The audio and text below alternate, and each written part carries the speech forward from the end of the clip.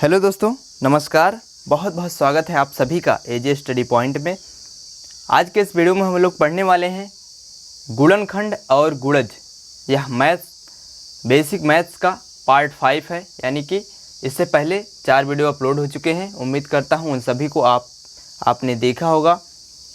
तो आज के इस वीडियो में गुणनखंड और गुणज को पढ़ने के बाद आपको कभी भी पूरे जीवन में भूलेंगे नहीं आप, यह उम्मीद करते हैं। और शुरू करते हैं आज के इस वीडियो को। तो वीडियो काफ़ी इंटरेस्टिंग और इम्पॉर्टेंट होने वाला है। और वीडियो को लाइक करने के साथ साथ आप सभी को चैनल को सब्सक्राइब करके बेल आइकन को प्रेस करना है, जिससे इस प्रकार की वीडियो आपके पास पहुंचती रहेगी। तो चलिए सबसे पहले गुणनखंड के बारे में देखते हैं। गुणनखंड क्या है?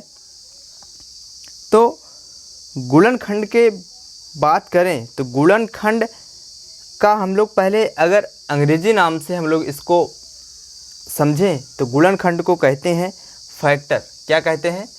तो गुणनखंड को कहते हैं फैक्टर। और इसे क्या कहते हैं? गुणज को। तो गुणज को कहते हैं मल्टीपल। ठीक है। तो फैक्टर और मल्टीपल ये दोनों दो चीज़ें हैं। अब बात आती है गुणनखंड की, यानी फैक्टर की। फैक्टर क्या है?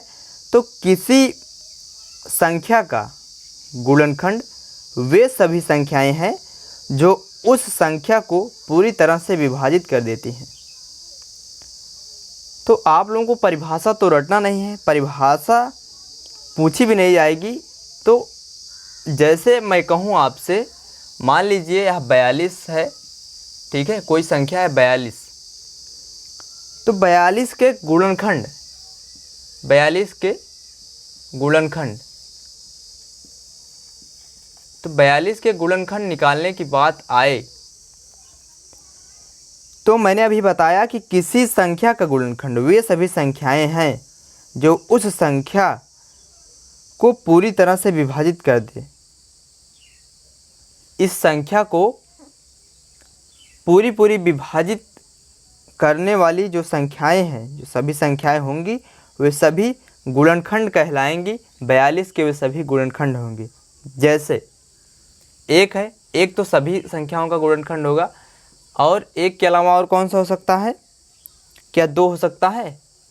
तो 2 हो जाएगा, 21 दूनी 42। उसके बाद और कौन हो सकता है? और हो जाएगा 3, 14 तियाँ 42। उसके बाद और कौन हो जाएगा? इसके साथ 6 हो जाएगा, 6 सतह 42, 7 छः 42, यानी पूरा काट रहा है। और कौन हो जाएगा? इसके अलावा हो जाएगा 14 तियाँ 42, फिर 21 दूनी 42, और एक तो 42 है ही है। ठीक है। तो इस प्रकार से 3 3 6 6 2 8, इसके कितने मिले? 8 ऐसी संख्याएं मिली जो कि 42 के गुणनखंड है। उम्मीद करता हूं आपको समझ में आ गया होगा। अब यहीं अगर बात आए गुणज की, जैसे मान लिया जाए, जैसे हम कहें कि जो 5 है, यानी इसी में से अगर बताएं आपको, जैसे मान लीजिए 3, तो 3 तो 42 का गुणनखंड है। और गुणज कैसे बताएं? तो गुणज ऐसे कहा जाएगा कि जो 42 है, 42 या किसका गुणज है? 42 है 3 का गुणज, यानी कि मल्टीपल है। 3 का मल्टीपल कैसे हो जाएगा? तो अगर हम लोग 14 से इसको मल्टीपल कराए तो 14 तियाँ 42 हो जाएगा। ठीक है। तो अगर आप लोग इंग्लिश वर्ड ध्यान रखेंगे तो आपको गुणज में कभी कन्फ्यूज़न नहीं होगा। अगर 6 का कहा जाए तो 6 यानी कि 42 है 6 का गुणज। इसी प्रकार से 42 है 7 का गुणज, 14 का भी गुणज है, 21 का है, और 42 तो 42 का ही है। इस प्रकार से आप लोग समझ सकते हैं कि फैक्टर क्या है और गुणज क्या है। यानी कि जो गुणनखंड मिला हमको, यह ऐसी संख्या है, यानी कि ऐसी संख्या है जो यानी कि किसी संख्या का गुणनखंड वे सभी संख्याएं हैं जो उस संख्या को पूरी तरह से विभाजित कर देती हैं। और जो गुणज है, गुणज के बारे में आप लोग समझ चुके हैं कि गुणज का अर्थ है मल्टीपल, यानी कि अगर हम लोग 3 को कहें तो 42 जो संख्या है 42 है 3 का गुणज, और 6 का भी गुणज यानी कि 6 भी गुणज है। 42 का गुणज है 6 और 42 का गुणज है 7। इस प्रकार से सभी गुणज हैं। चलिए आपको और कंफर्म करते हैं एक दूसरे एग्जाम्पल से, और इस एग्जाम्पल से और अच्छी तरह से आप समझ सकेंगे।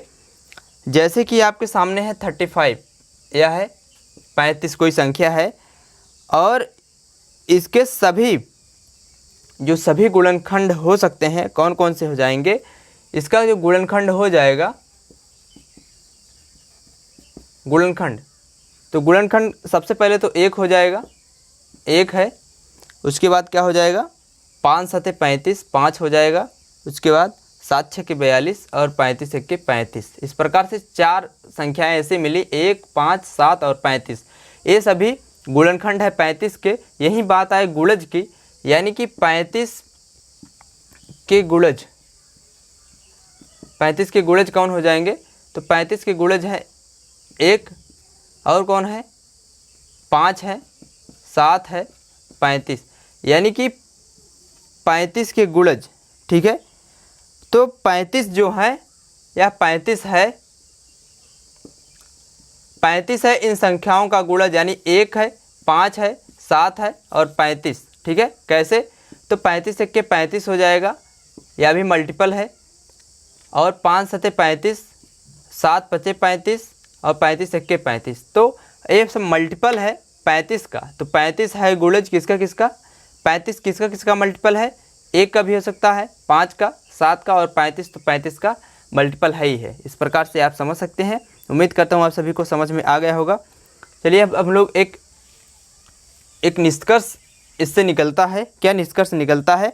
जैसे मान लीजिए कोई संख्या है, यानी कि इस प्रकार से हम लोग समझें कि यदि ए है बी, यदि ए बी को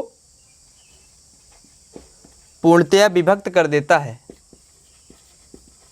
पूर्णतया विभक्त कर देता है, तो ए को बी का गुणनखंड कहते हैं। तो ए को बी